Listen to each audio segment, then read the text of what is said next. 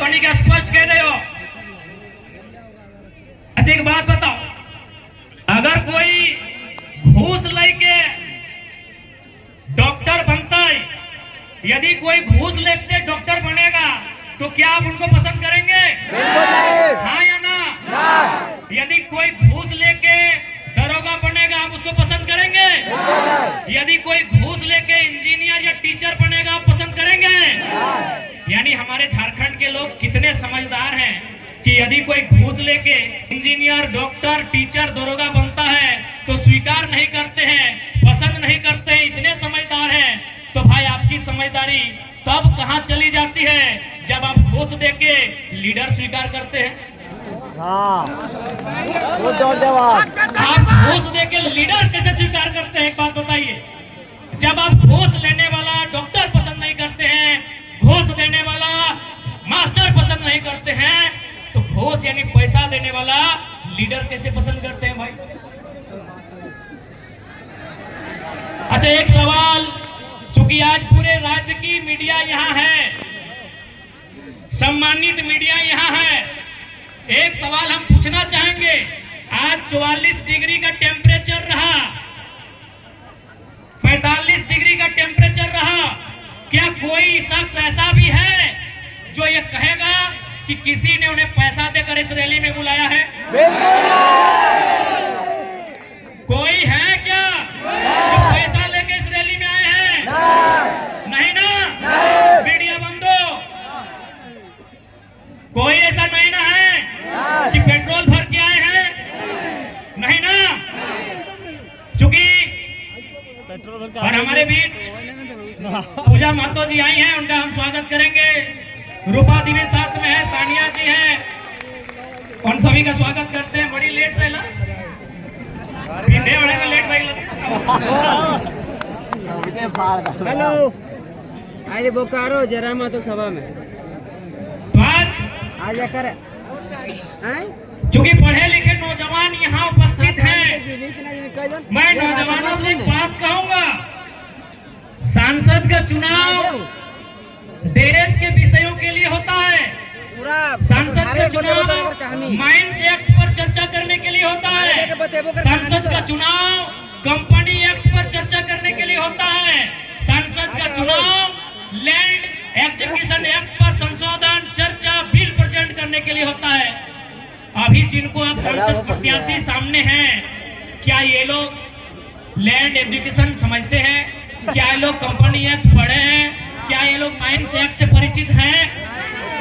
जब नहीं है तो कैसे उम्मीद करेंगे कि आपकी समस्याओं का वो निदान करेंगे?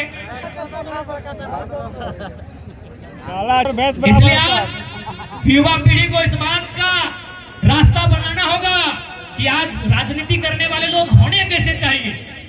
आज मैं साफ साफ कहना चाहूंगा, मीडिया बंधु सामने हैं, मैं आपको साफ साफ कहना चाहूंगा, मीडिया सवाल करती है कि यदि बाकी लोग जीतेंगे तो विशेष क्या होगा, और अगर टाइगर जयराम महतो जीतता है तो विशेष क्या होगा। ऐसे देखिए, कोई भी जीत के आएगा, काम करेगा, थोड़ा कम करेगा, लेकिन काम हर कोई करेगा। हमने कभी नहीं कहा कि संसद विधायक जो रहे काम नहीं किया, लेकिन उन्होंने जनता से ज्यादा अपना काम किया। पता कर लीजिए।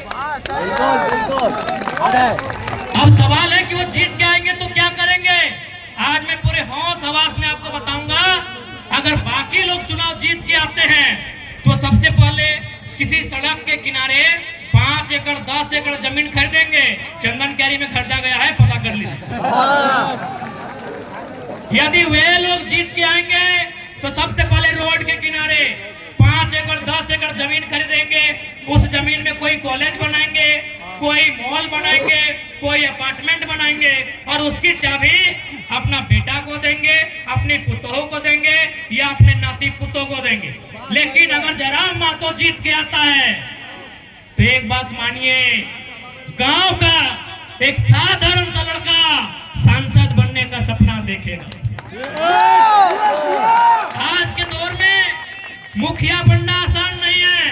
अगर जयराम महतो जीत के आता है तो गांव का, गलियों का, खेतों की पगडंडियों का एक साधारण सा लड़का देखेगा और उस सपने को साकार करने के लिए संघर्ष भी करेगा।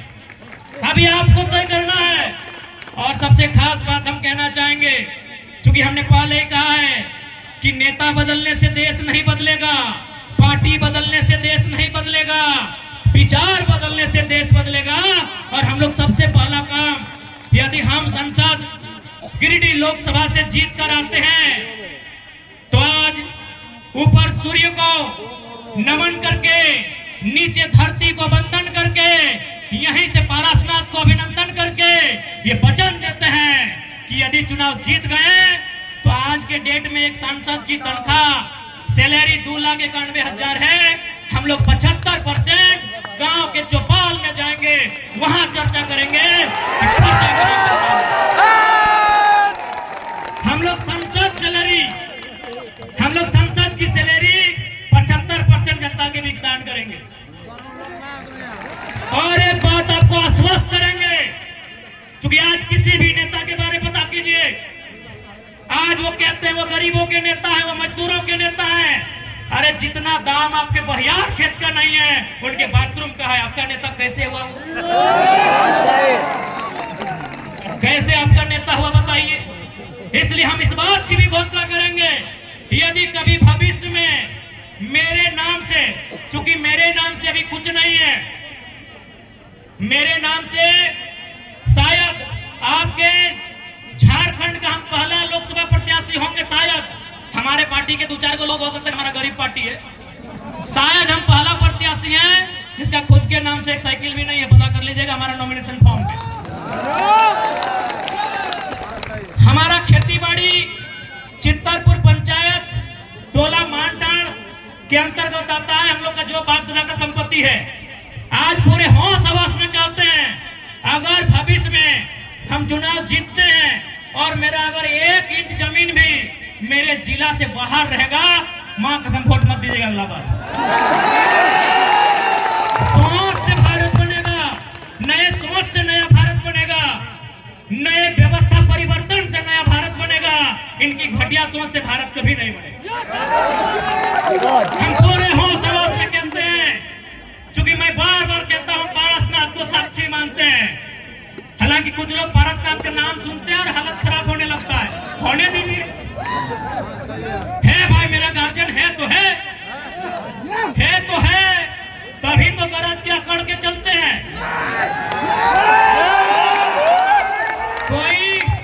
कोई हमारा बाल उखाड़ने का कोशिश कीजिए ना, अगर पारसनाथ पहाड़ उसका खाल नहीं उखाड़ लिया तो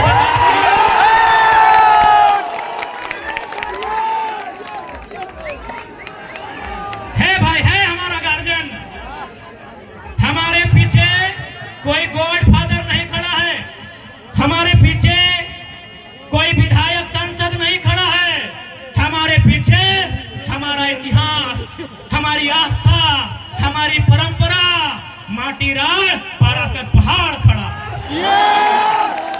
जिसको फरियाना है सामने आके आंख मिला के बात कीजिए। इसलिए आज आपको हम संदेश देंगे कि 1 इंच भी जमीन अगर मेरे क्षेत्र से बाहर आप सुनेंगे, हम आपसे वादा करते हैं, हम अगर आप प्रमाण दे देंगे, हम दोबारा आपके पास कोई वोट मांगने नहीं जाएंगे। आज 25 जून का दिन होगा, 25 जून एकदम भरकर गर्मी का महीना, माफ कीजिएगा 25 मई का दिन होगा। एकदम शनिवार का दिन होगा और सूरज का प्रकोप होगा। आप गर्म से झुलसते हुए, आपके बदन में आग का गोला बरसेगा, आपके सर से, आपके बदन से पसीना टपकेगा। आप 2 घंटा कतार में खड़ा होंगे, आप 2 घंटा कतार में खड़ा होकर वोट करेंगे। एक बात बताइए, इतनी आग जैसा गर्मी को अपने शरीर में झेलकर अपने बच्चों के लिए वोट करेंगे या सांसद प्रत्याशी जो हैं उनके बच्चों के भविष्य के लिए वोट करेंगे? आज बहुत सारे लोग हमें कहते हैं कि आप नेताओं के पीछे हाथ धो के क्यों पड़े हैं।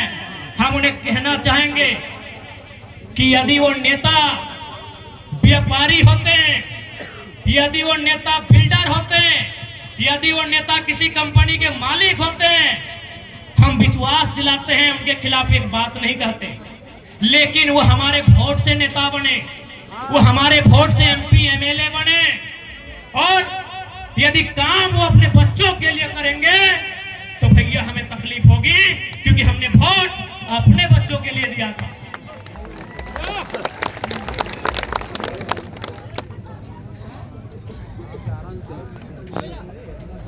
उसके बाद भी हम उनकी आलोचना नहीं करते, उसके बाद भी हम उनकी शिकायत नहीं करते।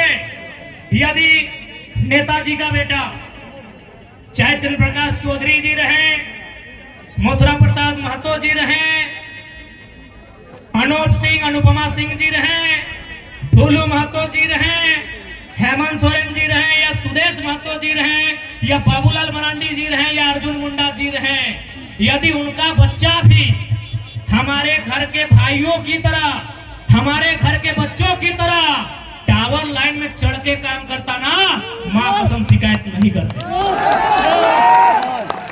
यदि उनका बच्चा हैदराबाद खटने जाता ना, शिकायत नहीं करते। यदि उनका बच्चा सूरत में कपड़ा की फैक्ट्री में काम करता ना, हम शिकायत नहीं करते। लेकिन आप पता कर लीजिए, नाम लेने की आवश्यकता नहीं है, उनके बच्चों में क्या योग्यता है, नहीं है। कोई किसी कॉलेज का डायरेक्टर है, किसी का बेटा दिल्ली में बैठकर कंपनी चलाता है, और आपके बेटे शाम को ड्रीम इलेवन में 49 रुपया लगाते हैं। इसलिए आज नया भारत अभी नहीं कह सकते कैसा होगा, लेकिन नया झारखंड हम लोग देख रहे हैं। नया भारत का दृश्य कैसा होगा ये शायद हम और आप नहीं कह सकते, लेकिन नया झारखंड कैसा होगा ये दृश्य हम और आप देख रहे हैं। आज 45 डिग्री के तापमान में जो भीड़ इकट्ठा हुई है, ये बदलाव का संकेत दे रही है।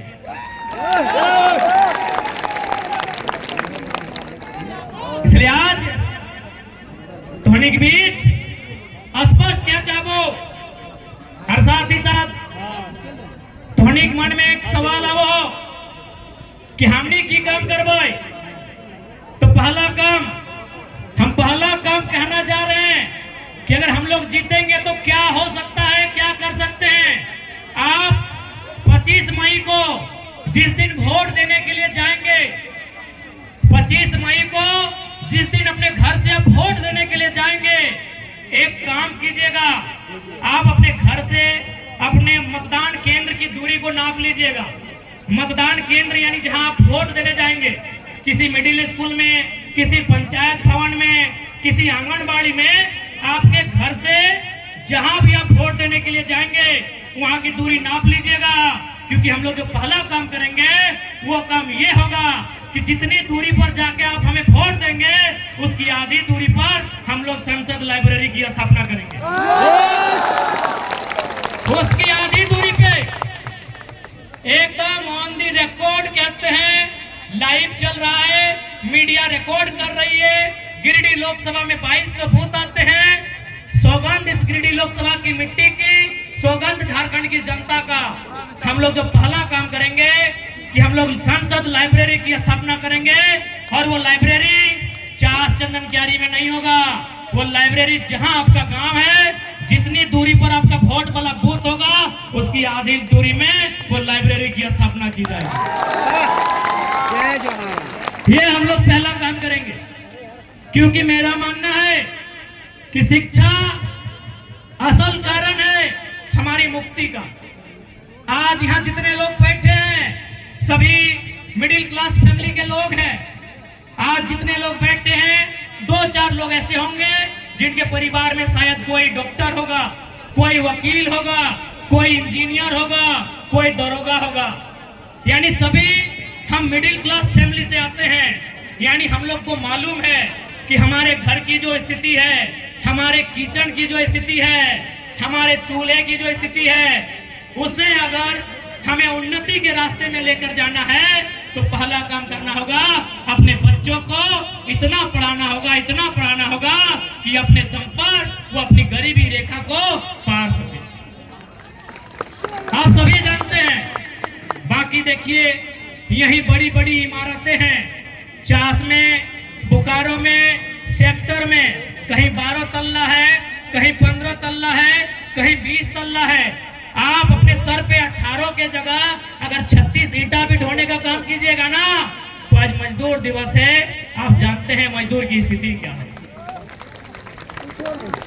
इसीलिए आप एजुकेशन को आपको महत्व देना होगा। आज आपके बीच एक नन्हा सा लड़का, आज आपके बीच एक साधारण सा लड़का, आज आपके बीच एक कल का लड़का यदि आज यहाँ अपने आप को लेकर आया है तो पावर ऑफ एजुकेशन। पढ़े लिखे हैं, चीजों की जानकारी है, इसीलिए आप हमें सुन रहे हैं और सुन नहीं रहे हैं। गिरिडीह से भारी मतों से विजय बनाने जा रहे हैं,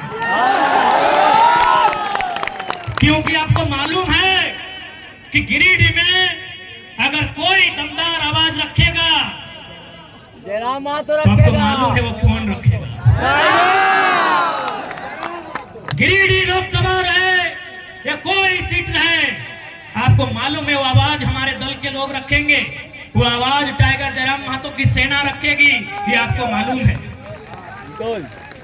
क्योंकि हम कोयलांचल की धरती में खड़े हैं, धनबाद, बोकारो, गिरिडीह के सीमांकन क्षेत्र को, रामगढ़ होते हुए हजारीबाग के क्षेत्र को हम लोग कोयला का क्षेत्र कहते हैं।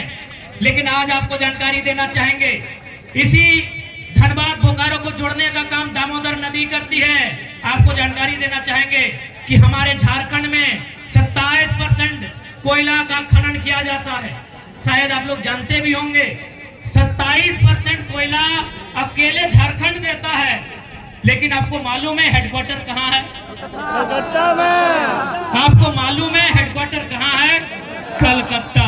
कितना शर्म की बात, कितने दुर्भाग्य की बात कि कोयला हमारी जमीन पर और हेडक्वार्टर कलकत्ता। इसीलिए अगर गिरिडीह लोकसभा से जीतते हैं तो सदन में हमारा यह सवाल होगा कि आज के बाद से हेडक्वार्टर कलकत्ता नहीं, धनबाद या बोकारो होना चाहिए।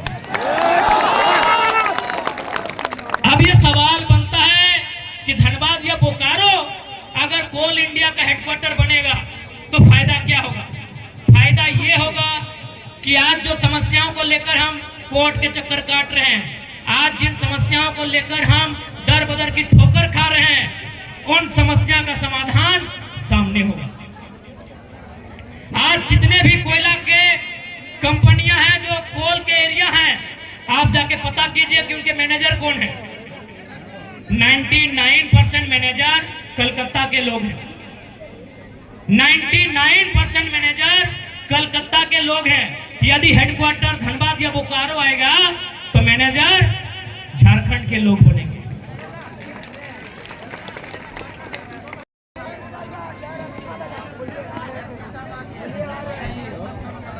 ठीक है, समय अभी कितना है? समय है ना 5 बजे। एसपी साहब निश्चिंत रहिए, आपकी नौकरी को खतरे में नहीं लाएंगे।